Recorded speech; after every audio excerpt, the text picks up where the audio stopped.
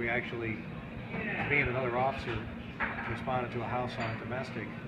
Neighbors had called in. They heard the mother yelling for help. And when we got there, we found the mother, we found the young man. And I asked the mother what happened, and she says, well, I asked him to do something, he wouldn't do it. I asked him again, he wouldn't do it. I asked him again. And she said, so I smacked him. She says, he grabbed me by the arms and held me down to the chair and wouldn't let me go. And I cried for help. And I said, okay. I said, did he hit you? She goes, oh no, he wouldn't hit me. And the other officer says, well, we're going to arrest him for domestic violence. And I says, does he have any issues? And she says, he has Asperger's syndrome. And I said, okay. Well, working in the schools, I got to know kids with Asperger's. It's a different form of autism. It's on the opposite end of the scale. And kids with Asperger's are fight or flight. They either run or they fight you. And in this case here, he grabbed his mom, he held her down, but didn't hurt her. He was just controlling her.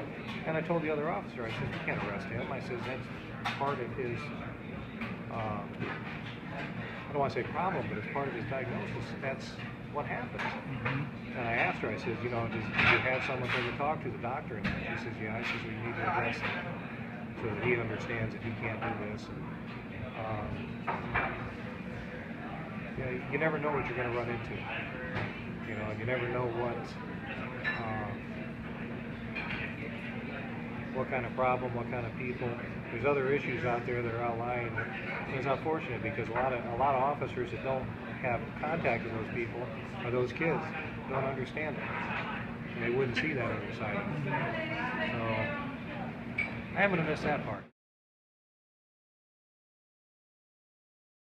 My wife yells at me all the time. I can't go anywhere without running into somebody I know.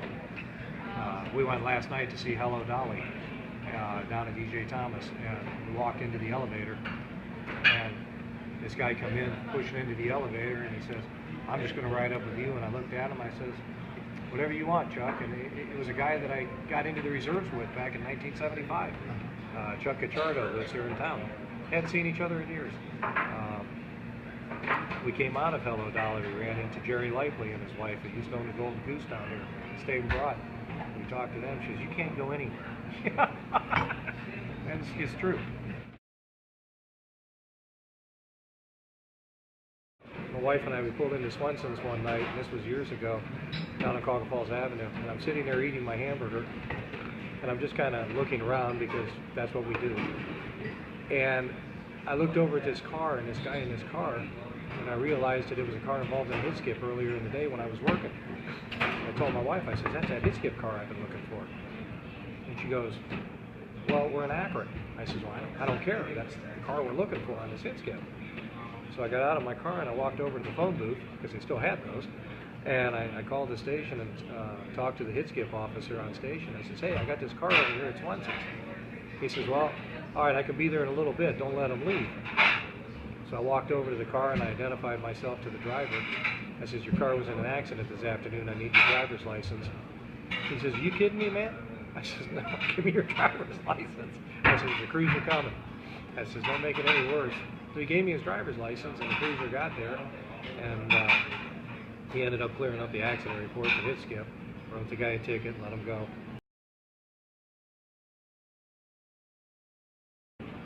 We had another time when we were eating dinner down at Parason's, down on Main Street, and we walked in, and I had my family with me, and we're waiting in the lobby there, and as we walked in, I'm kind of looking around the restaurant, and I saw a girl that was sitting there, and she was a runaway. And it was when I was a juvenile officer, and I walked up to her, and I says, hi, and she says, oh my God, what are you doing here? I says, well, I came to eat dinner. I says, you're a runaway. She goes, I know.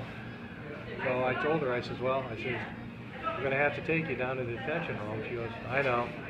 So I went out and got on the phone again, called for the officer, came up and got her, and took her down to Dan Street. And my wife used to get so mad at me for stuff like that.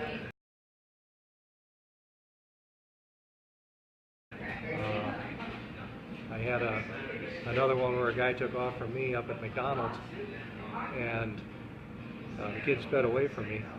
And about a week later, I saw him down on Broad Boulevard, and it was a unique car, and it had an out-of-state plate. So I followed him. We ended up following him all the way out Oakwood Drive, and I lost him up around Oakwood and 6th. And I went up a few more blocks. I turned around and I came back and I saw his car at the gas station at Oakwood and 6th. So I pulled in, and this was actually when my wife and I were dating. And she says, "I guess we're not getting ice cream, huh?" I says, "Not right now." And I got out of the car, and the kid came walking out of the grocery store, and he was carrying two 6-packs of beer. And I walked up and I says, "Hi, remember me?" He says, "Oh man." And it turned out he was underage, so I got him for the fleeing, I got him for underage purchase, and we ended up getting the sales clerk for selling to him underage. So it was, you never know what you're going to run into or what's going to happen.